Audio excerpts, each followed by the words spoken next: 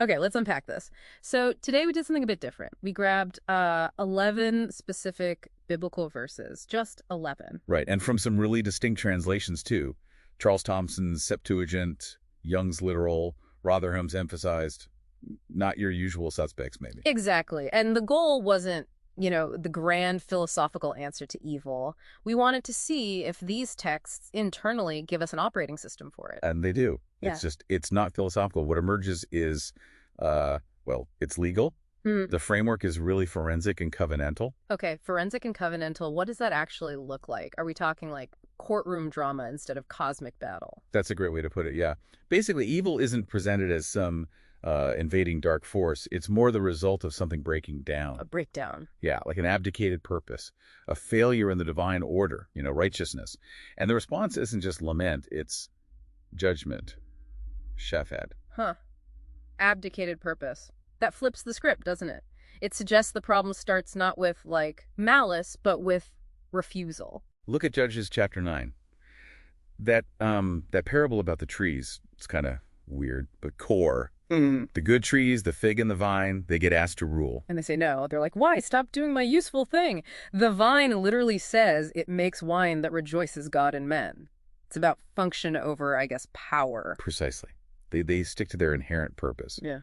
But that refusal, that abdication by the ones suited for the role, it creates a vacuum. And nature abhors a vacuum. Apparently so. Yeah. Because who steps in? The useless thorn bush, see?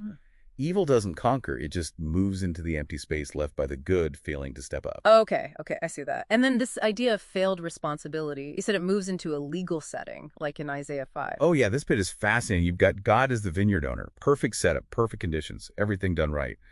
But it yields wild grapes, bad fruit. So what happens? A lawsuit? Sort of. God doesn't just prosecute. He calls on humanity, dwellers of Jerusalem and men of Judah, and says, basically, you be the jury. Judge between me and my vineyard. Wow. So the problem of evil right there is framed as a court case. Exactly. It's about a failure to produce judgment, Nishpat, and instead producing iniquity. The breakdown is defined in legal terms.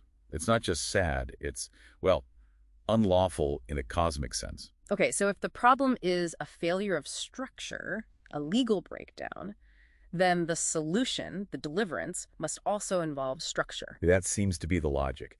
Which brings us to that shipwreck story in Acts 27. Remember, Paul gets this absolute promise. Everyone on board will survive. Yeah, unconditional. God guarantees it. But then Paul sees the sailors trying to sneak off, and he tells the centurion, unless these remain in the ship, you cannot be saved. It seems like a total contradiction, right? It does. How is it not? Because it's showing the how of deliverance. God's promise holds, but it's fulfilled through the means he provides, the structure. In this case, the physical ship and the skilled sailors.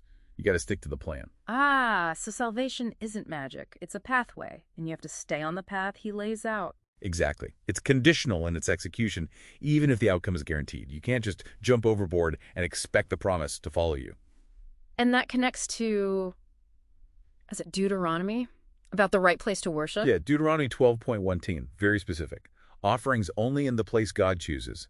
No setting up your own altar wherever feels right. So again, it's about structure, rules, the right place, the right relationship. That's the antidote to disorder. Right. And when that relationship is broken, when there's suffering, even that becomes part of the legal process. Think about Jeremiah. His complaint, yeah. Jeremiah 15.1, he's in agony. And he cries out at God, right? Yes. Accuses God of becoming like deceitful water, unreliable. Which sounds risky, borderline blasphemous. From one angle, maybe. Mm-hmm. But forensically, he's making an in-court appeal. He's essentially saying, your honor, your defining characteristic is faithfulness. Imeth, you can't be unfaithful now.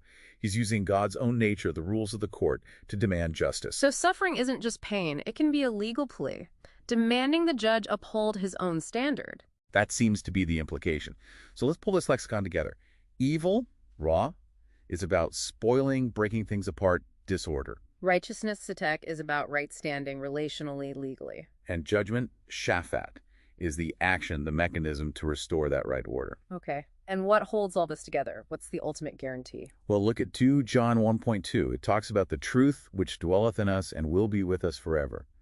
Alothia, actuality, faithfulness. So truth with a capital T. You could say that. It's presented as the fundamental constant. Evil is this contingent thing, this structural mess-up. But truth, God's faithfulness, that's the bedrock, eternal. So bringing it all home, what does this forensic view mean for you listening right now? I think the big takeaway is the Bible's answer here isn't just something to think about. It's an operating system you're in. It assesses failure to uphold purpose abdication.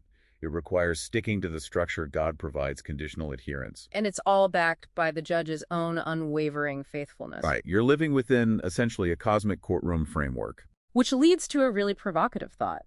If suffering, if crying out against injustice is actually framed as a legitimate legal appeal, could it be that lament, that demand for justice, is actually the highest form of faithfulness within the covenant? Like you're participating in the legal process, demanding the judge call his own court back to order according to his own rules. Exactly. Definitely something to chew on there.